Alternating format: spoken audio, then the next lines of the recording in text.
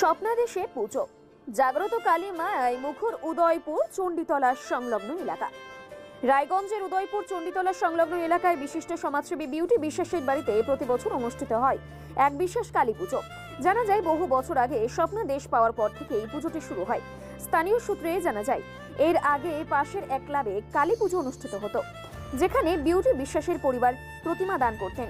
একবার পুজোর প্রাক্কালে সেই পরিবার ও ক্লাব উভয় পৃথকভাবে প্রতিমা অর্ডার করেন, ফলে দুটি প্রতিমা তৈরি হয়।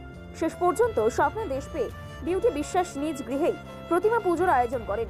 সেই থেকে নিয়ম নিষ্ঠা ও গভীর ভক্তিভাব সহকারে এই গৃহ পুজো অনুষ্ঠিত হয়ে আসছে। এবছরও বিউটি বিশ্বাস ও তার পরিবার নিষ্ঠার সঙ্গে কালী মায়ের আরাধনা সম্পন্ন করেছেন। স্থানীয়দের বিশ্বাস, এখানকার কালী মা অত্যন্ত জাগ্রত।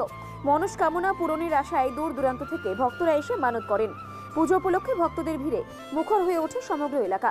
পুজো শেষে উপস্থিত প্রত্যেকের হাতে বিতরণ করা হয় মহাপ্রসাদ। আপনার নাম? আমার নাম শ্রীমতী বিউটি বিশ্বাস। এটা কোন জায়গা? এটা রায়গঞ্জ চণ্ডীতলা সবজি মার্কেটের পাশে।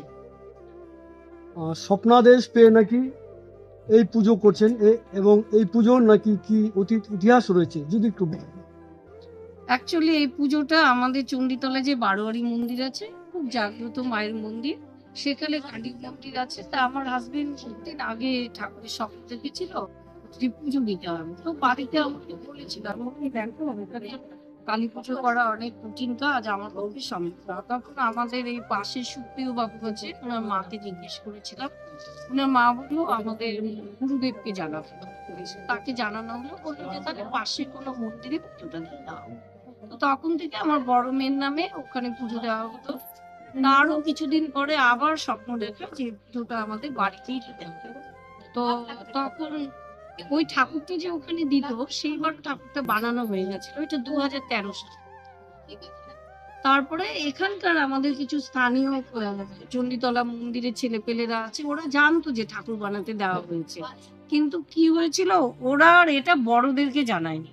তো না জানানোর জন্য ওরাও আবার ঠাকুর বানাতে দিয়ে দিয়েছে। তো ওরা বলছে যে তারপরে পুজো দুদিন আগে এসে বলছে যে কাকুকে বলে দিও এবার আমরা তোমাদের ঠাকুর নিব না। আমি বললাম কেন রে? বললো যে না, কারণ হচ্ছে আমরা যে ক্লাব থেকে ঠাকুর বানাই তাতে 25,000 টাকা কম নেয়, তোমরা ঠাকুর দিলে সেটা নিবে না, নিতে হলে আমাদের যে ঠাকুর বানায় তাকে দিয়ে নিতে হবে। বললাম ঠিক আছে বলবো আসলে। তো আমার হাজবেন্ড আসলে আমি বললাম যে ওরা নাকি তোমার ঠাকুর নেবে না। বলছি কেন? ওরা তো জানে যে আমি ঠাকুর বানাতে দিয়েছি, না নিলে কি করা যাবে? আমি তাহলে ওদেরকে গিয়ে বলে আসবো ঠাকুরটাকে এবার ঢেকে রাখতে, সামনের বার আমার বাড়িতে পুজো করবো। আমি বললাম ঠিক আছে।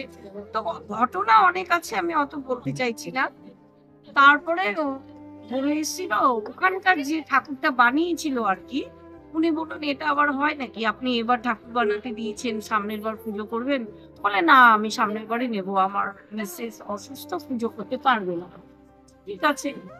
তারপরে রাত্রিবেলা আবার ভোর রাতে পুজোর 2 দিন আগে ঠিক স্বপ্ন দেখে যে দুটো পুজোই হচ্ছে, ওখানেও পুজো হচ্ছে, আমাদের বাড়িতেও পুজো হবে। কে স্বপ্ন দেখে? আমার হাজবেন্ড। তো তখন এই ঠাকুরটা অনেক বড় ছিল, মানে মন্দিরে ঢোকে না, মন্দির ভেঙে যায়, ধরে ঢুকিয়েছিল। তারপরে ওই পুজোটা যখন শুরু হয় তখন আমাদের এই পুজোটার কোনো নিয়ম ছিল না, হঠাৎ করে পুজোটা হয়েছে, তো ওই নিয়মটাই চলছে, কোনো পুজোর ভক্তির সাথে পুজোটা করা হয়। তখন 2013 সাল থেকে এখানে পুজোটা হচ্ছে। নর্থ বেঙ্গলের সেরা সুপার স্পেশালিটি হাসপাতাল জীবন রেখা, অভিজ্ঞ ডাক্তার, আধুনিক lab, 24/7 emergency services, neurology, cardiology, orthopaedics, gastro, দন্ত ও চোখের চিকিৎসা একসাথে, আইসিইউ, এনআইসিইউ এবং NABL অ্যাক্রেডিটেড প্যাথোলজি ল্যাব।